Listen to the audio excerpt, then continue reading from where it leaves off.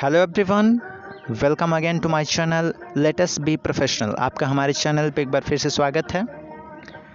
तो इससे पहले की वीडियो में मैं आपके स्टोरी बुक के चैप्टर सेकंड को एक्सप्लेन किया था, आप उस वीडियो को देख सकते हैं। इसके बाद आज की इस वीडियो में या इस टॉपिक में आपके लिए लेके आया हूँ उसी चैप्टर के ओपन द विंडो के क्वेश्चन और आंसर की explanation.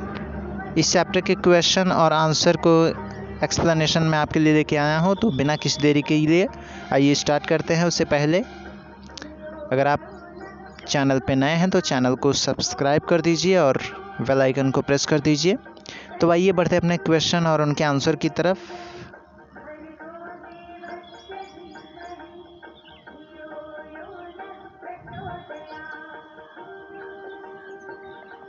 What is the poem about.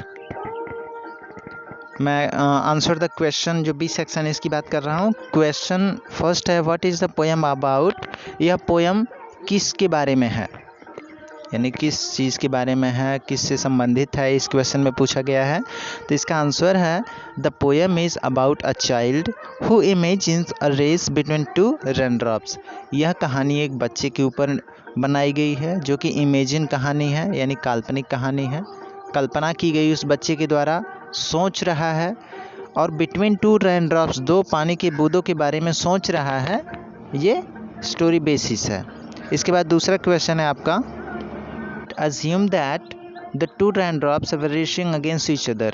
Poet को यानी जो कवि उसको क्यों लग रहा है कि बारिश की दोनों बूंदें आपस में रेस कर रही हैं, यानी एक दूसरे से कंपटीशन कर रही हैं, ऐसा क्यों पोएटर को लगता है। तो इसका आंसर है the poet assume that the two raindrops were racing against each other because क्योंकि the two raindrops were stuck on the window pane.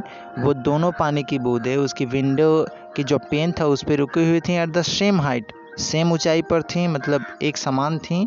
And were about to trickle down, जो वहाँ से चलना स्टार्ट की थी। इसीलिए उसको लगा कि दोनों में रेस होनी है, कि दोनों जब एक जगह पे हैं और दोनों को नीचे आना है, दोनों पे सेम ग्रेविटी लग रही है, तो दोनों एक साथ ही आएंगी। या रास्ते में छोटी बड़ी या जो भी चीज़ें होती हैं उसमें रुकावटों के साथ देखते हैं कौन फर्स्ट आता है और कौन लास्ट आता है। Why was not John able to start the race along with GeM.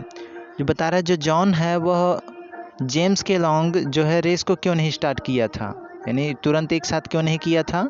तो आंसर है John was not able to start the race along with James. John जो है जेम्स के लॉन्ग में जेन के कंपैरिजन में नहीं शुरू कर पाया था because John was stuck in something. John जो है कहीं पे फंस चुका था, कहीं वो किसी चीज़ में स्टक हो गया था, फंस गया था।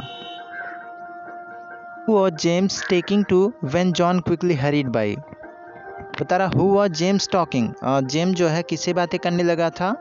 To when John quickly hurried by, जब जॉन जल्दी जल्दी जा रहा था तो जेम्स जो है किससे बातें करने लगा था। तो इसका आंसर है James was taking to fly when John quickly hurried by. James जो है एक फ्लाई से बात करने लगा था, एक मक्खी से बात करने लगा था। जब जॉन जो है क्विकली जल्दी जल्दी जा रहा था, जेम किससे बात कर रहा था, एक मक्खी से बात कर रहा था। क्वेश्चन 5 है In the last line of the poem, what does the poet mean by look, I told you, here is the sun।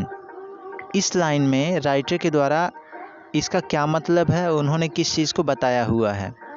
अंतिम लाइन जो थी आपकी पोएम में कि देखो मैंने कहा था ना कि यह जीतेगा और यह जीत गया, और देखिए सन का उजाला भी आ गया है। तो यहाँ पे आंसर इसका है the poet means that after the rain, यानी बारिश के बाद the sun has come out.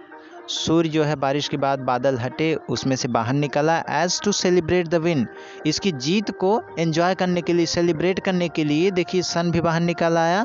And the sun too was happy for John. Sun भी जॉन जो जीता है उससे बहुत खुश है, वह उसकी खुशी को एंजॉय करने के लिए, सेलिब्रेट करने के लिए वह भी बादलों के बीच से निकल आया है। इसके बाद 5 क्वेश्चन हो गए। आ जाइए रेफरेंस द कॉन्टेक्स्ट में। Read these lines from the poem and answer the question of that following. इसमें 2 क्वेश्चन दिए गए हैं। First, both of them have different names, one is John and one is James. ठीक है, ये जो line दी गई है इसमें 3 क्वेश्चन है, ए बी सी करके हैं। तो मैं पहले ए बता रहा हूँ, फिर भी उसके बाद सी। ए में दिया है where is the poet at this point in time. जो पोएट है उस समय कहाँ पे होता है? The poet at the time standing near the window pane. जो पोएट होता है उस समय खिड़की के पास खड़ा होता है और वहाँ पे दोनों बूंदों में कंपैरिजन करवाता है। ठीक है, इसके बाद इसमें भी पूछा who are John and James. John और जेम्स क्या हैं? अब बताइए कौन है? John and James. There are 2 drops of rain, ये बारिश की 2 बूंदें हैं। James are 2 drops of rain, ये बारिश की 2 बूंदें हैं जिन आपस में कंपेयर करवाता है। ठीक है, देम दिए नेम, उनको उनका नाम किसने दिया था? इट मीन्स जो रेन ड्रॉप्स थे उनको जो नामकरण किया गया था, जो नाम दिया गया था, बारिश की बूंदें थी, उनका कोई नाम तो था नहीं, तो उनको फर्स्ट टाइम नाम किसने दिया? तो ए मिले ने गिव दिए नेम, यानी ए मिलने जो राइटर हैं उन्होंने उस बच्चे के रूप में, जो बच्चे जो वहाँ पे खिड़की के पास खड़ा था उस बच्चे ने नाम दिया है, और उस बच्चे को ए मिलने जी के द्वारा स्टोरी है तो उन्होंने नाम दिया हुआ है। गया है इसमें जो पैराग्राफ है, John is moving off at last, आप अपनी बुक में देखिए, John is moving off at last, James is going pretty fast. John जो है जब कहीं पे रुक जाता है और जेम्स जो है काफ़ी फास्ट निकलता है। तो इस वाले पैराग्राफ में क्वेश्चन ए पूछा है, where are John and James. John और जेम्स कहाँ हैं? तो John and James are the window pane. John और जेम्स क्या है? उसकी खिड़की पे जो कांच लगा हुआ था, जो मिरर लगा हुआ था, जो शीशा था, उस पे हैं। वॉट आर दे डूइंग, वे वहाँ पे क्या कर रहे हैं? इसका आंसर है they are stuck on the window pane and drifting down slowly. वह खिड़की पर फंसी हुई हैं, इट मीन्स बारिश की बूंदें गिरने के बाद खिड़की पे रुकी हुई हैं और धीरे धीरे ड्रिफ्टिंग यानी सरकना, धीरे धीरे नीचे की तरफ आ रहे हैं या नीचे की तरफ सरक रही हैं। इसके बाद इसमें सी पूछा है, why is John moving off at last. John जो है लास्ट में रुक क्यों जाता है? The obstacle which was holding John, कुछ रुकावटें जॉन के रास्ते में आ जाती हैं ऑन द विंडो पेन, खिड़की के शीशे पे, got out the way and John started moving off at last, जिसकी वजह से उसमें से निकल नहीं पाता और जॉन को थोड़ी देर के लिए रुकना पड़ता है। और उसके बाद लास्ट में क्या होता है? जॉन भी मूव करता है और लास्ट में जीत भी जाता है। एंड लास्ट क्वेश्चन है, what happens in the and.